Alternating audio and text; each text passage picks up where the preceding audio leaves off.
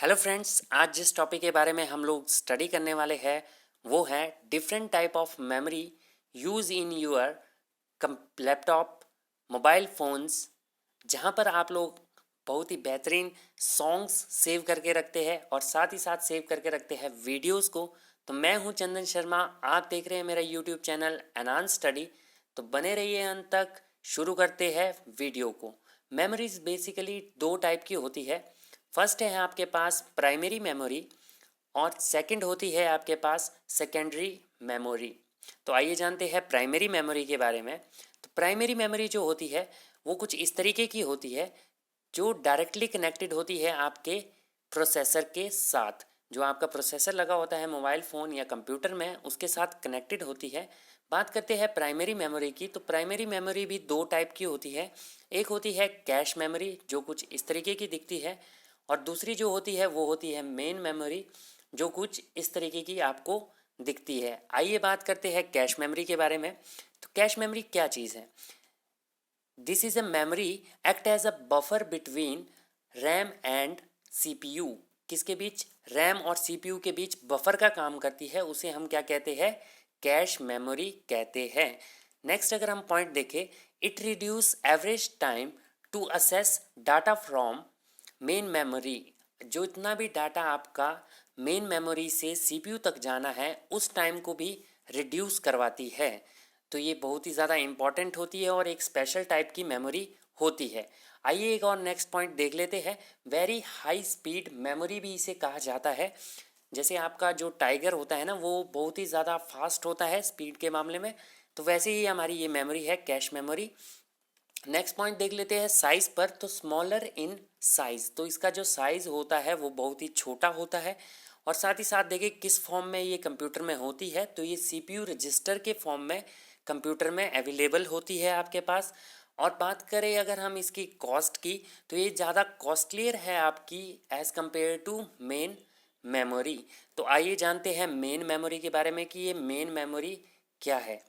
तो ये जो मेन मेमोरी है आपकी, ये दो तरह की होती है।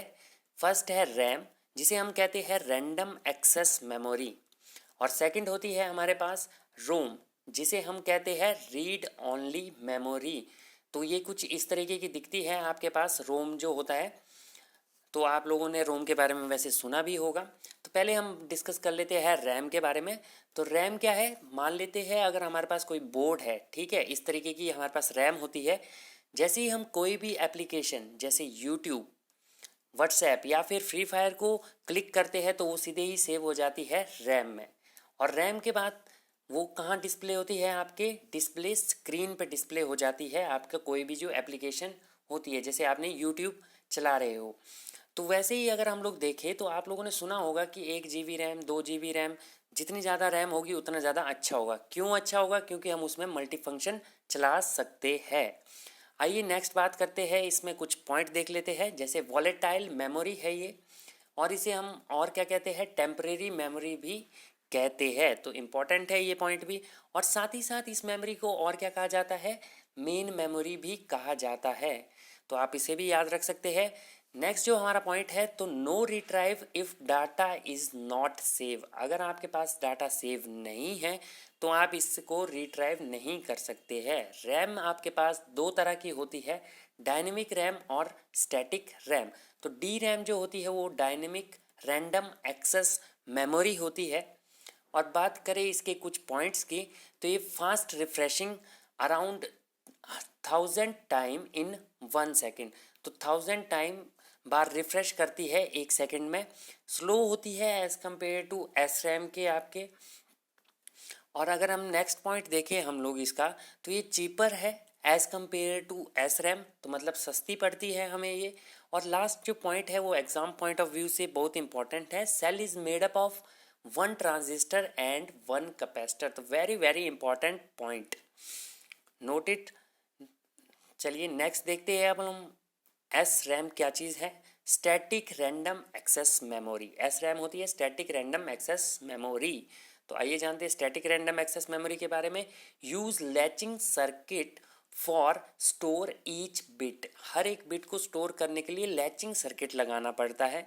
और इसका जो सेकंड पॉइंट है, does not require any refresh circuit, तो हमारे को इसमें कोई रिफ्रेश सर्किट की ज़रूरत नहीं होती है। नंबर थर्ड, अगर हम पॉइंट की बात करें तो पावर कंजप्शन बहुत ही कम होती है इसमें, ठीक है, लो पावर कंजप्शन है। बात करें कॉस्ट की तो ये as compare to D RAM ज़्यादा कॉस्टली है। अगर हम बात करें फिफ्थ पॉइंट की तो less refreshing and long time storage, तो it's a very important point again. तो आज की वीडियो में बस इतना ही। नेक्स्ट वीडियो में हम लोग डिस्कस करेंगे ROM, different type of ROM, secondary memory और different type of secondary memory.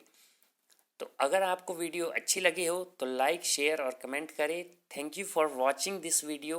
और साथ ही साथ थैंक यू उन सभी दोस्तों के लिए जिन्होंने मेरे चैनल को लाइक किया, शेयर किया और सब्सक्राइब किया। अगर आपने अभी तक सब्सक्राइब नहीं किया है तो थोड़ा सा टाइम निकाल कर सब्सक्राइब कर दे। Thank you so much.